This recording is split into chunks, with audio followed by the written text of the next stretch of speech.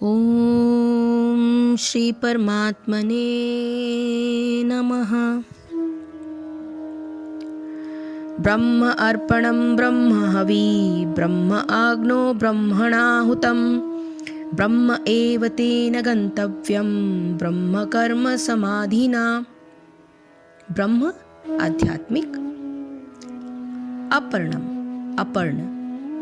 ब्रह्मा यानी ब्रह्मा, हवि धृत, ब्रह्मा आध्यात्मिक, आग्नो हवन रूपी अग्नि में, ब्रह्माणाम आत्मा द्वारा, हुतम अर्पित, ब्रह्म परम धाम एव निश्चय ही, तेन उसके द्वारा, गंतव्यम पहुँचने योग्य, ब्रह्म आध्यात्मिक, कर्म में समाधिना पूर्ण एकाग्रता के द्वारा। जो व्यक्ति कृष्ण भावनामृत में पूर्णतया लीन रहता है उसे अपने आध्यात्मिक कर्मों के योगदान के कारण अवश्य ही भगवत धाम की प्राप्ति होती है, क्योंकि उसमें हवन आध्यात्मिक होता है और हवि भी आध्यात्मिक होता है। यहाँ इसका वर्णन किया गया है कि किस प्रकार कृष्ण भावना भावित कर्म करते हुए अंतोत्कत्वा आध्यात्मिक लक्ष्य प्राप्त होता है। कृष्ण भावनामृत विषयक विविध कर्म होते हैं जिनका वर्णन अगले श्लोकों में किया गया है, किंतु इस श्लोक में तो केवल कृष्ण भावनामृत का सिद्धांत वर्णित है। भौतिक कल्मश से ग्रस्त बद्ध जीव को भौतिक वातावरण में ही कर्म करना पड़ता है, किंतु फिर भी उसे ऐसे वातावरण से निकलना ही होगा। जिस विधि से वो ऐसे वातावरण से बाहर निकल सकता है वो कृष्ण भावनामृत है। अब उदाहरण के लिए यदि कोई रोगी दूध की बनी वस्तुओं से अधिक उसको अधिक खाने से पेट की गड़बड़ी से ग्रस्त हो जाए तो उसे दही दिया जाता है, जो दूध से ही बनी एक different form of milk it is. भौतिकता में ग्रस्त बद्ध जीव का उपचार कृष्ण भावनामृत के द्वारा ही किया जा सकता है, जो यहाँ गीता में दिया हुआ है। यह विधि यज्ञ या विष्णु या कृष्ण को प्रसन्न करने के लिए किए गए कार्य कहलाती है। भौतिक जगत के जितने ही अधिक कार्य कृष्ण भावनामृत में या केवल कृष्ण के लिए या विष्णु के लिए किए जाते हैं, पूर्ण तल्लीनता से वातावरण उतना ही अधिक आध्यात्मिक बनता रहता है। ब्रह्म शब्द का अर्थ है आध्यात्मिक। भगवान आध्यात्मिक हैं और उनके दिव्य शरीर की किरणें ब्रह्म ज्योति कहलाती हैं। यही उनका आध्यात्मिक तेज है। प्रत्येक वस्तु इसी ब्रह्म ज्योति में स्थित रहती है, किंतु जब यह ज्योति माया या इंद्रिय तृप्ति द्वारा आच्छादित हो जाती है तो वह भौतिक ज्योति कहलाती है। यह भौतिक आवरण कृष्ण भावनामृत द्वारा तुरंत हटाया जा सकता है। अतएव कृष्ण भावनामृत के लिए अर्पित हवि, ग्रहण करता हवन होता तथा फल, ये सब मिलकर ब्रह्म या परम सत्य है। माया द्वारा आच्छादित परम सत्य पदार्थ कहलाता है। जब यही पदार्थ परम सत्य के निमित्त प्रयुक्त होता है तो इसमें फिर से आध्यात्मिक गुण आ जाता है। कृष्ण भावनामृत मोह जनित चेतना को ब्रह्म या परमेश्वरोन्मुख करने की विधि है। जब मन कृष्ण भावना में पूरी तरह निमग्न रहता है तो उसे समाधि कहते हैं। ऐसी दिव्य चेतना में संपन्न कोई भी कार्य यज्ञ कहलाता है। आध्यात्मिक चेतना की ऐसी स्थिति में होना, हवन, अग्नि, यज्ञकर्ता तथा अंतिम फल, ये सब परम ब्रह्मा में एकाकार हो जाता है। यही कृष्ण भावनामृत की विधि है।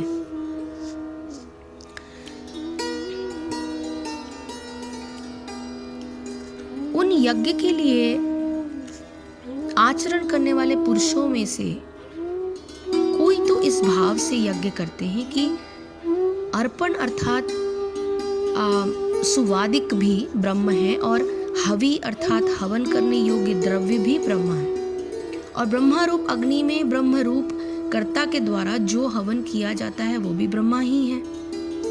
इसलिए ब्रह्मरूप कर्म में समाधिस्थ हुए उस पुरुष द्वारा जो प्राप्त होने योग्य है वो भी ब्रह्मा ही है। यानी विविध यज्ञ, जो अलग अलग तरह के यज्ञ होते हैं, वो ब्रह्म ज्ञानी द्वारा किया गया यज्ञ वो क्या है।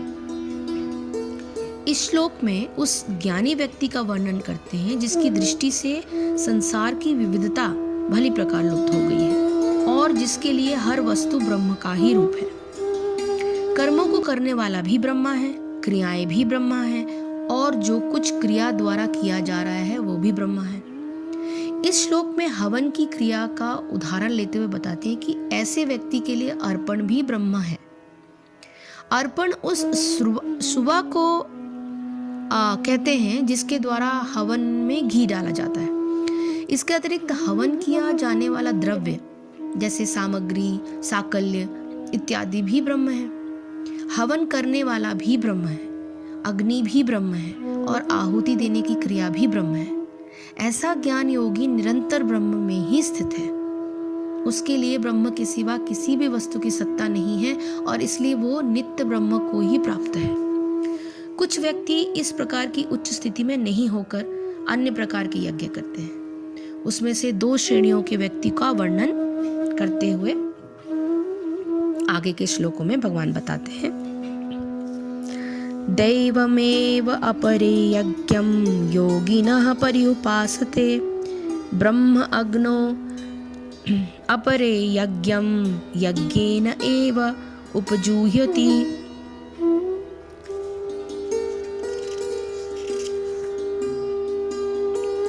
देवम यानी देवताओं की पूजा करने में, एव इस प्रकार, अपरे अन्य, यज्ञम यज्ञ को, योगिनः योगी जन, पर्युपासते भली भांति पूजा करते हैं। ब्रह्म परम सत्य का, आग्नो अग्नि में, अपरे अन्य, यज्ञम यज्ञ को, यज्ञेन यज्ञ से, एव इस प्रकार, उपजुह्यति यानी अर्पित करते हैं।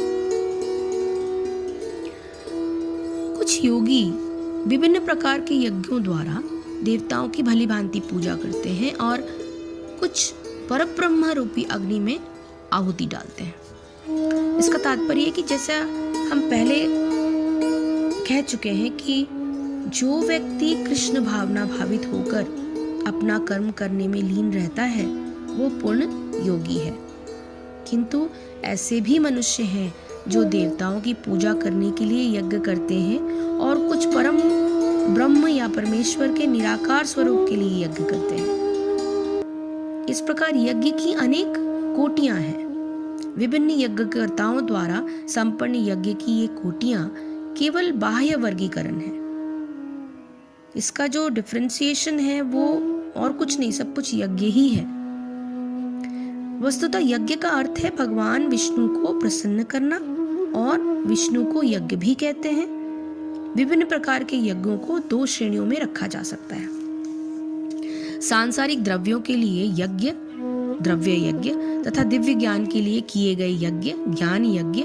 जो कृष्ण भावना भावित हैं, उनकी सारी भौतिक संपदा परमेश्वर को प्रसन्न करने के लिए होती है, किंतु जो किसी क्षणिक भौतिक सुख की कामना करते हैं वे इंद्र, सूर्य आदि देवताओं को प्रसन्न करने के लिए अपनी भौतिक संपदा की आहुति देते हैं। किंतु अन्य लोग जो निर्विशेषवादी हैं वे निराकार ब्रह्म में अपने स्वरूप को स्वाहा कर देते हैं। देवतागण ऐसी शक्तिमान जीवात्माएं हैं जिन्हें ब्रह्मांड को ऊष्मा प्रदान करने, जल देने तथा प्रकाशित करने जैसी भौतिक कार्यों की देखरेख के लिए परमेश्वर ने नियुक्त किया है।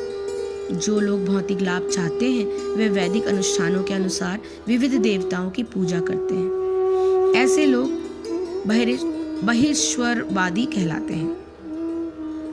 किंतु जो लोग परम सत्य के निर्गुण स्वरूप की पूजा करते हैं और देवताओं के स्वरूपों को अनित्य मानते हैं वे ब्रह्म की अग्नि में अपने आप की ही आहुति दे देते हैं और इस प्रकार ब्रह्म के अस्तित्व में अपने अस्तित्व को समाप्त कर देते हैं।